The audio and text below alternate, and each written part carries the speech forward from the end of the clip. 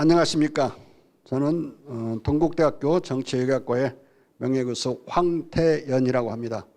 오늘 여러분들에게 이 직지심체요절의 현존분을 가지고 있는 청주시에서 그와 관련된 우리 금속활자가 어떻게 서양에 전해졌는가 하는 그 관련된 말씀을 드리고자 강연을 시작하게 됐습니다.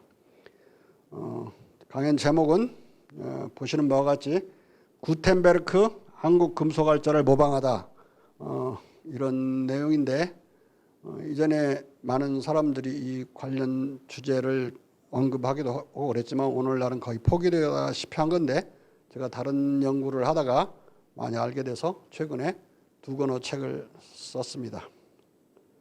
제가 67권의 책을 지금까지 평생 썼는데 그중에 2권이 우리 청주와 인연이 맺어지는 그런 한국 금속활자와 관련된 책입니다. 우선 우리나라에서 금속활자를 만들어서 최초로 책을 찍은 그 날짜가 그 연도가 1211년입니다. 이 1211년과 관련된 그 책은 남명화상송 증도가라는 책입니다.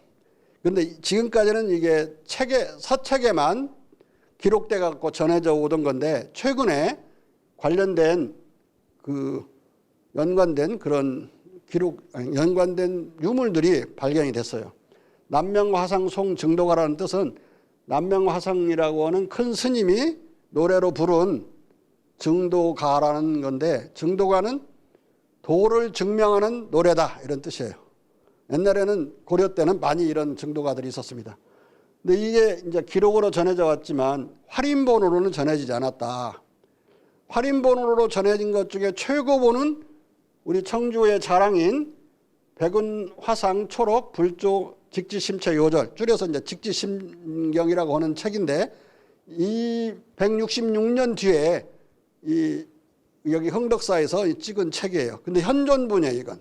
그런데 이 남명화상송 증도가는 현존본이 아니고 번각본이라고 하는 게 4종이 발견됐습니다. 이것마저 없었을 때에는 기록으로만 전해져서 세계 학계에다 주장하기 어려웠어요.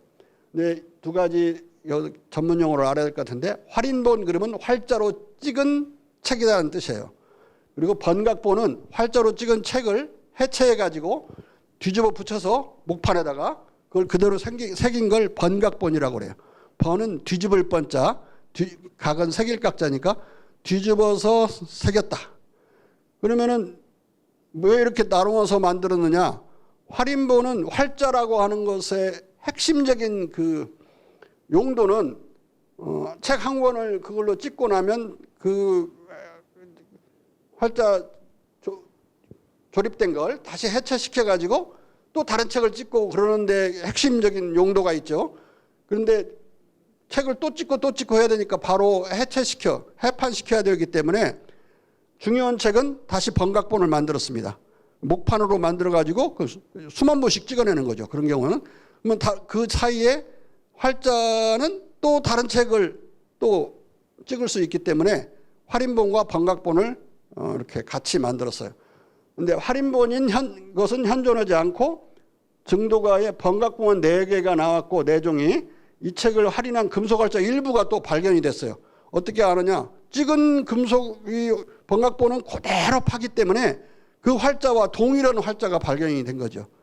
그러니까 이 남명화상 증도가가 활인본은 전해지지 않더라도 실제로 있었다는 것을 이 2가지 사실로 증명을 할 수 있고 또 2012년에는 김성수라고 하는 교수분이 최근 연구에서 증도가 출판 용도가 1211년이라는 걸 밝혀냈어요. 그러니까 1211년은 여기 직지보다 166년 이전에 벌써 나왔다는 거니까 구텐베르크가 최초로 활자로 책을 찍은 게 1440년이거든요. 그것에 비하면 230년 앞서서 이미 나온 거죠. 근데 구텐베르크가 처음에 찍은 건 성경책으로 잘못 알려져 있는데 그게 아니고 도나투스라는 라틴어 문법책이었어요. 그 라틴어 문법책이 나온 게 1440년입니다.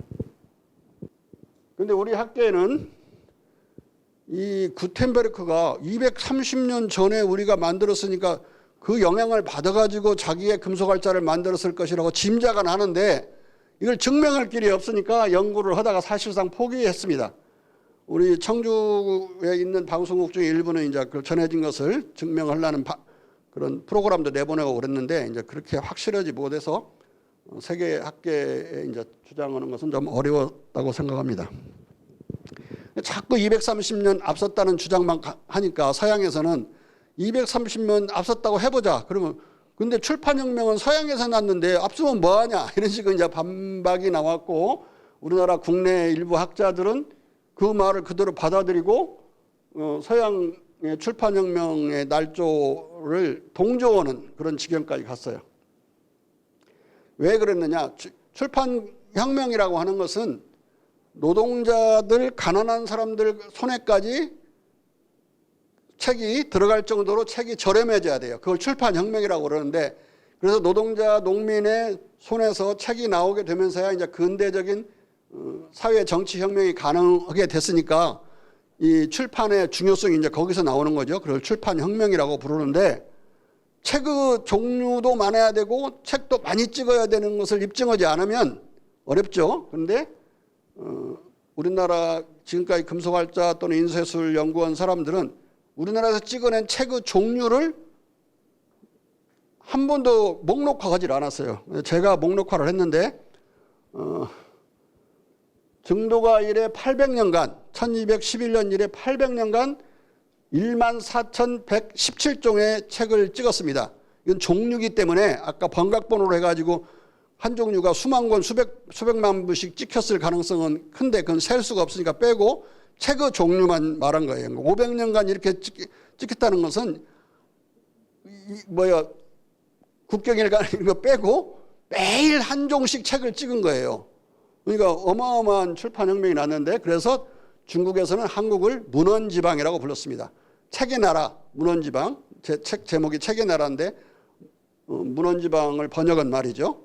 그럴 정도로 중국보다 훨씬 더 인쇄술이 앞서 있었고 책이 없는 것은 우리 조정이 귀찮을 정도로 중국이 책을 구해달라고 요청을 할 정도로 책의 나라로 유명했습니다.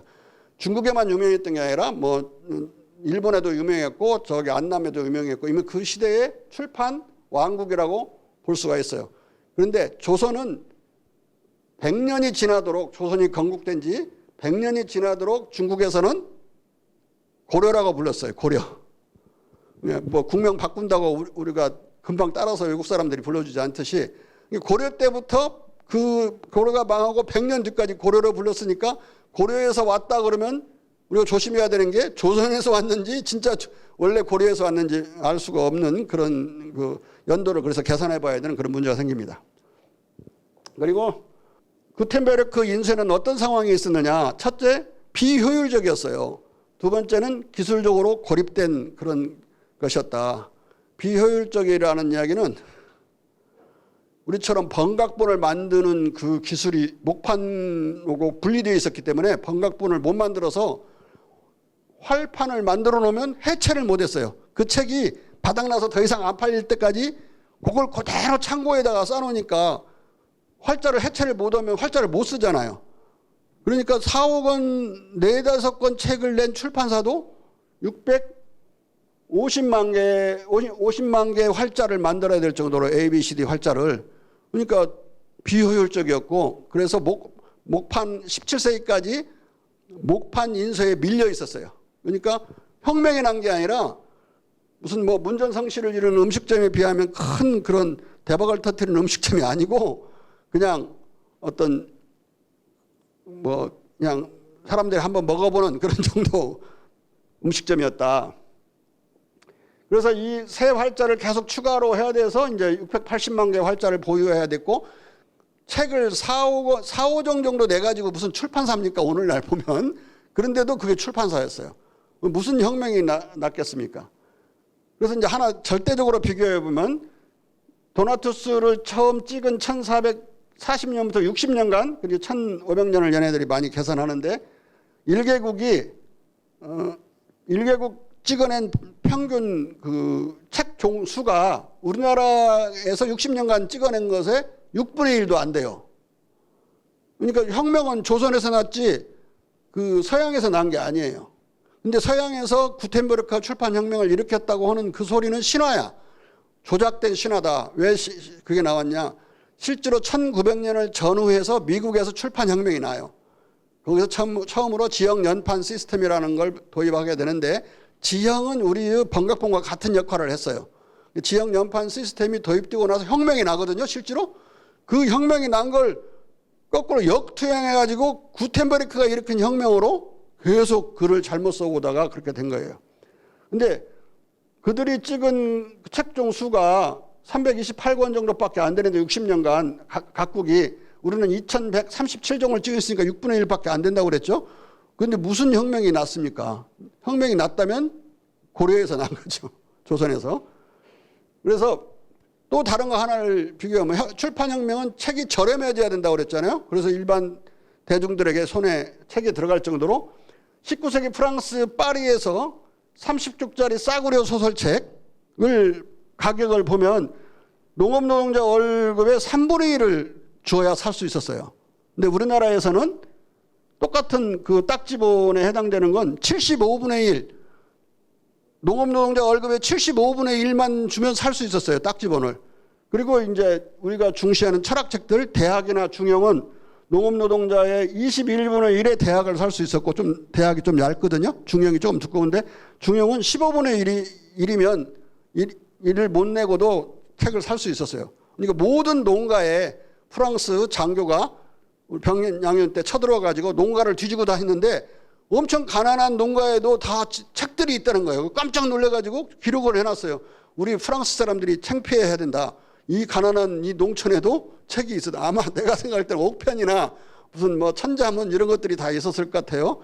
그것도 누가 붓글씨로 써서 벽게 간 건 아니고 이게 대량 생산을 해야만 싸게 저렴화돼 가지고 백성들이 일반 백성이 살 수 있었을 테니까 그만큼 출판혁명이 일어나 있었던 거죠.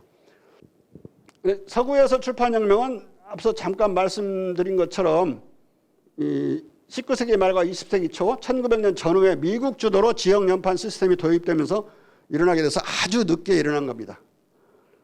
그리고 그러면은 이런 여러 가지 출판혁명은 오히려 조선에서 일어났고 서양에는 없었던 거 지지부진했었다. 기술적으로 비효율적이었고 또 고립되어 있었다. 목판과 연결이 안 돼 있어가지고 이런 문제를 아는 데서 무슨 혁명이 나겠습니까? 출판혁명이. 근데 사실상 그러면은 구텐베르크가 나중에서 우리 걸 배워가지고 그 정도 했다고 봐야 되는데 그걸 증명할 길이 이제 없는 거죠. 그래서 이제 포기되는데 우리 학계가 모르는 사이에 서양에는 내가 찾아본 거에 하면 14건의 논문이 나와 있었어요. 근데 우리 학계는 전혀 몰랐던 거예요. 왜냐하면 프랑스에서 쓰고 독일에서 쓰고 영국에서 쓰고 막 이런 식으로 글들이 또는 라틴어로 되어 있고 그러니까 이게 영어는 뭐 아슬아슬한다지만 이게 불어 독일어 이런 걸 다 종합할 수가 없으니까 포기돼 버린 거죠.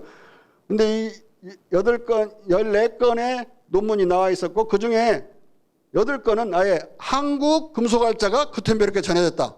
이렇게 논한 논문이 8건. 자세히 읽지는 않겠습니다. 그 다음에 6건은 이제 중국 극동 인쇄술이 구텐베르크 서양에 전해졌다. 이렇게 주장하는 것들이에요. 근데 여기서 중요한 것은 중국은 1490년까지 금속알자가 없었습니다. 근데 1440년에 도나투스라는 책을 처음 찍었으니까 구텐베르크가 적어도 그 이전에 1440년 이전에 전해졌어야 되죠. 그러니까 그 이전에는 중국에는 활판 인쇄술, 금속알자가 없었으니까 어떻게 됐느냐. 중국이라고 표현되고 극동이라고 표현된 건 사실 다 한국을 말하는 거예요. 그래서 이 14개가 더 중요하다고 볼 수 있습니다. 근데 물론 이렇게 주장만 하는 사람들이 있었던 게 아니고 반박하는 사람들. 아니다. 그냥 구텐베르크가 고유하게 발명한 것이고 출판혁명은 구텐베르크에 의해서 일어났다. 이렇게 주장하는 사람이 논문이 5개 정도 나와 있었어요. 처음 부정한 사람은 서쪽으로 이동했다. 한국의 출판설이 서쪽으로 이동했다는 걸 서천설이라고 그러는데 서천설을 부정한 사람은 맥머트리라고 하는 미국 학자예요. 실제로 인쇄 전문가였고 이 사람이 이제 부정을 하고 그래서 5건이 나와 있어요. 여기서 중요한 건 맥머트리는 아이디어만 있다고 그래가지고 그건 발명이 아니다. 그러면서 예를 든 게 다빈치의 비행기 설계도는 아이디어인데 누가 다빈치를 비행기 발명가라고 하느냐, 그렇게 반박을 했어요. 그러니까 아이디어가 한국에서 갔을지는 몰라도 실제로 기술적으로 그걸 적용해갖고 만들어내는 게 진짜 발명이지 왜 무슨 발명이냐. 근데 그것에 대해서 이제 전존훈이라고 하는 중국인 학자가 아주 훌륭한 반박을 했는데, 아이디어 없는 발명은 없는 것이다. 어디에서 그게 실용되고 있다는 이야기를 듣기만 해도 거기서 아이디어를 얻어서 기술적으로 그걸 실현해 보려고 하는 그런 용기가 생기는 것이지, 그냥 뭐 그렇게 주장한다고 아이디어를 그렇게 부정하면 안 된다. 근데 나는 이제 무슨 반박을 하냐면, 다빈치의 비행기 설계는 양력이라는, 리프트 영어로 양력이라는 개념이 없어요. 그러니까 새가 나는 것을 모방해가지고 새가 팔락팔락 해갖고 날개를 움직여서 나는 걸로 생각하는데, 비행기가 날아다닐 때 날아다니는 비행기 많이 봤겠지만 뭐 날개를 펄럭거립니까? 빠른 속도로 공기가 지나가게 되면 양력이 생기도록 되어 있는, 양력을 모르는 비행기 설계도는 아이디어가 아니에요. 그 다빈치는 아이디어 발명가도 아닌 거죠. 사실 잘못 들은 거지 그 사람이. 날카로운 것 같지만 엉터리 주장이었고, 근데 두 번째는 상당히 치명적인 반론인데, 14건의 한국 금속활자 또는 중국 금속활자가 전해졌다고 주장하는 그 주장 중에, 주장은 공이 구텐베르크가 모방했다고 하는 그 기록을 제시하지 못했어요. 누가 써놨어야 되는데, 그걸 이제 뭐라고 반박을 하냐면, 맥더머시하고 버크라는 미국 학자가 16세기에 구텐베르크가 한국 금속활자를 모방했다고 기록한 단 한 건의 문서 기록도 없다. 텍스처럴 에비던스도 없다. 근데 제시를 못했으니까 치명적인 반론이죠. 제가 이거 나중에 재반박을 하고 6건의 문서 기록을 보여줄 거예요. 6건 중에 4건은 내가 발견한 거고 2건은 이전부터 거론되는 건데 그들이 잘 인정치 않았던 겁니다. 그런데 이제 또 그 당시에 전해질 루트가 없었다는 것도 이들이 반박하는 것 중에 하나인데, 전해지는 루트는 이전에 허드슨이 언급한 원제국 붕괴 직후의 북방 루트와 티모시 바레트가 말하는 아시아 노예 노동자들, 아시아에서 노동자들이 팔려가지고 이탈리아에서 엄청나게 많이 일을 했어요. 이탈리아 사람들이 주방일을 하거나 마당을 쓸거나 농장에서 일하는 경우가 없었어요. 전부 아시아의 노예들이 와서 일을 했습니다. 근데 아시아의 노예들이 제일 많이 잡혀간 때가 언제냐면, 몽고족이 전 세계를 휩쓸 때 고려도 들어와서 많은 공녀들을 데려갔지만 그런 기술자들을 많이 데려갔어요. 그들을 팔아먹었어요. 그 중간 거래상들이. 그들이 기술을 가지고 팔려갔을 것이다. 그때도 한 루트라고 봤어요. 근데 제가 발견한 4개의 루트는 고려금속활자의 실크로드로서 팍스 몽골리카, 전 세계가 몽골로 통일되어 있었을 때는, 그리고 고려가 유일하게 왕국으로 남아 있었어요. 모든 몽고가 정복한 모든 나라는 없어졌거든요. 근데 고려만 우리가 무려 37년을 싸워가지고 나라를 지켜낸 거예요. 다만 졌다고만 하면 모든 걸, 토속을 다 보장해준다고 몽고인들이 그랬거든요. 토속은 강토를 보장해주고 너희들의 풍속과 국가 제도와 역사를 다 보존시키겠다. 그래서 이제 몽고 제국 안에서 고려는 특별한 대우를 받았어요. 공주들이 여기 시집을 많이 하고.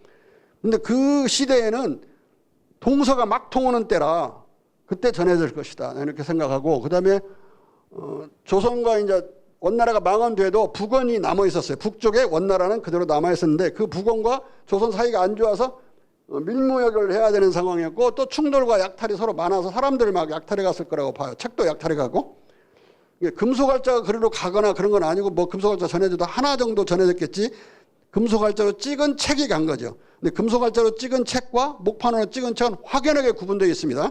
딱 전문가가 보면 이게 뭘로 찍었는지 알게 돼 있어요. 그러니까 한 권의 책만 금속활자로 찍은 게 전해져도 서양에서는 그 아이디어를 얻을 수 있는 거죠. 그 다음에 명국과 오이라트 간에는 서역 국경 무역이 특별하게 그 루트가 열려 있었어요. 계속해서 무역이 진행이 됐었다. 합법적인 무역이. 그 다음에 6번째가 중요한데요. 국제무역항 천주와 해상 루트, 송대에서 1450년 세종대왕 시기까지 완전히 이게 알렉산드리아처럼 국제무역항으로 열려 있었다. 천주는 지금도 천주는 남아있어요. 지금 상해와 같은 역할을 하던 게 상해 이전에 상해가 천주예요. 송나라 때부터.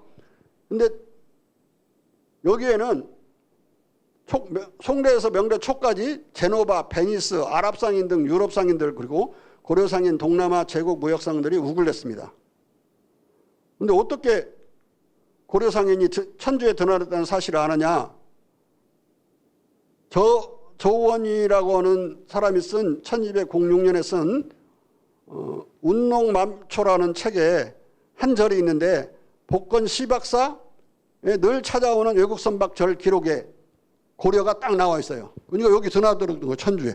그러니까 그 이탈리아 상인하고 우리 고려 상인이 그냥 맞교환하는 그런 직접 거래를 했어요. 여기서. 근데 책을 과연 팔아먹었느냐? 다른 기록을 보면 조선은 책도 해외로 수출을 했습니다. 내기 신부는 중국 황제의 최측근 학자였어요. 신부인데 명대 서적에 의하면은 조선 전통적인 수출품은 인삼, 한지, 붓, 금은, 철, 유약, 꼬리김, 긴닭, 조랑말, 소금, 해리가죽, 담비가죽 그리고 서책이었어요. 근데 여기 인삼이야 뭐 유명하니까 설명하지 않겠습니다. 한지는 우리나라 한자로 써놨죠. 자금성의 황제 궁후 모든 창호지는 우리 한지로 발랐어요. 중국 걸로 안 하고. 그 정도로 질이 좋아서 중국에서 한지의 인기는 하늘 높은지 모르고 계속 치솟고 있었습니다. 근데 이 서책을 들어있다고 해서 다 끝나는 게 아니고 여기 보면 듀 알드라고 하는 사람이 쓴 삼정호 중국 서절 간추린 지리서 논고 1735년에 작성됐는데요. 여기에 보면 조선 상인들은 서적을 팔려고 내놓을 때 가장 고운 옷을 입고 가격을 논하기 전에 모종의 향을 피운다. 이 기록이 있어요. 그러면은 해외에 가가지고 책을 거래를 했다는 이야기까지 합쳐서 우리가 천주 이야기를 보면은 이게 중요한 서천 루터였다. 우리 금속활자가 전해지는. 그 다음에 이제 이 사람들이 부정하는 단 한 건의 텍스처럴 에비던스, 문서 증거가 없지 않느냐. 그거 이제 치명적인 반격이라고 그랬죠.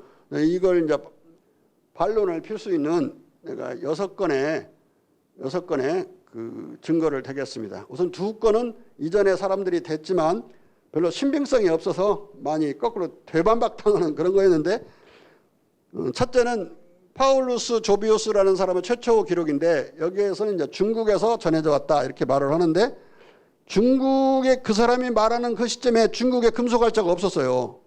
이게 그 중국인지 한국인지 모를 좀 애매한 점이 있었고, 두 번째는 주앙 곤잘레스 대 멘도자라는 사람의 1585년 책에 뭐라고 기록되냐면 여론에 의하면, 여기서 여론에 의하면이라는 게 대단히 중요해요. 한 사람이 주장하는 게 아니라 당시 유럽인들이 여론으로 유럽에서 인쇄술 발명이 1458년에 시작된 것이 명백한 것으로 보이고 이 공은 존 구텐베르크라고 하는 토스카냐인에게 돌려졌다.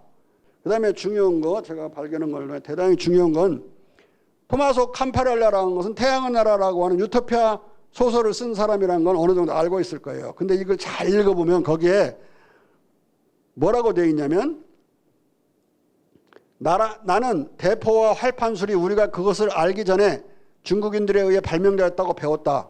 배웠다는 건 누가 가르쳤고 혼자 알고 있었던 게 아니라 많은 사람들이 같이 알고 있었는데 여기서 활판술이라는 게 중요해요. 목판이 아니라 활판. 활판은 금속활자로 만든 판을 활판이라고 그러거든요. 되살릴 활자예요. 활자할 때 활은 영어로는 타입이지만 우리말로는 되살린다는 뜻이에요. 활빈당할 때 활이니까. 쓴 걸 또 쓰고 또 쓰고 할 수 있다는 활판술이 들어왔다. 영어로는 타이포그라피예요. 그냥 목판술이라고 어떻게 인쇄술이라고 애매하게 되어 있는 게 아니라 정확히 찍어서 활판술이라고 되어 있으니까 이건 한국 금속활자가 전해졌다는 이야기입니다. 프란시스 베이컨은 이 앞에 나와 있는 사람들의 명성에 비하면 뭐 한 100배 이상 명성을 가진 그런 대학자지요. 이 사람 말이 대단히 중요해요. 이 사람이 쓴 유토피아 소설은 뉴 아틀란티스라는 건데 똑같이 1626년에 나왔어요. 여기에서 이 유토피아 소설에서 베이컨이 과학적 발견의 전당이라고 하는 걸 그 소설 안에 해놨는데 아주 길고 아름다운 회랑이 세워진 동상 목록에 대포 화약의 발명자, 비단의 발명자 등 중국 발명자 범주에 인쇄술의 발명자도 열거하고 있어요. 근데 이 사람의 인쇄술은 뭐냐면 활판 인쇄술이에요. 왜냐면 앞에 있는 누로아라는 사람의 책은 전부 활판 인쇄술을 다루고 있는데 그걸 면밀히 이렇게 밑줄 그어가면서 읽은 그 책 그 유물이 남아있거든요. 베이컨이 읽었다는 거. 그러면 활판 인쇄술이 인쇄술의 발명자로 중국인들을 찍었어요. 그러면 이제 우리 조선이나 고려죠. 마지막 정리해보면 종래 서천론자들은 문서 증거들을 완전하게 제시하지 못했고 이 때문에 반론자 존 맨의 책은 한국에 번역되어 있습니다. 존 맨의 책은 15, 16세기 인용 서양에서 한국어 금속활자 사용에 대해서는 한마디 찍소리도 없었다. 그러니까 그 당시에 기록도 없었지만 어디에 뭔가 조금이라도 흔적 남은 말이 없었다 이거예요. 이런 말을 얼마든지 14개의 그런 주장 안에 그런 기록을 제시하지 못하니까 이렇게 말할 수 있어요. 막말을 한 거죠. 그 다음에 루펠 맥더모트 버크는 어떤 문서 정보도 없다고 반박했어요. 이게 그들의 반박 내용이죠. 그러나 8인 외국인 학자들의 한국 금속활자 서천론 및 제가 발굴한 것을 포함해서 6개의 서천 루트가 제시가 됐고 또 6건의 문서 증거들을 제시함으로써 한국 금속활자의 서쪽으로 이동한 것과 구텐베르크 모방을 보다 완벽하게 입증할 수 있었습니다. 그러니까 지금까지 한국 학자들이 포기해온 구텐베르크에게 우리 한국 금속활자가 전했다는 것에 대한 많은 서양 학자들의 주장이 있었고 그들의 약점을 저는 이제 완벽하게 보완한 새로운 서천론, 구텐베르크 한국 금속활자 모방론을 이제 여러분들에게 오늘 말씀을 드렸습니다. 이게 제가 너무 빨리 얘기를 해서 이게 조금 지장이 있었을 줄 짐작합니다만 제 책을 참고하시고 또 방송을 자세히 보시면 앞뒤로 설명이 다 되어 있어서 이걸로 강연을 마쳐도 될 것 같습니다. 안녕히 계십시오.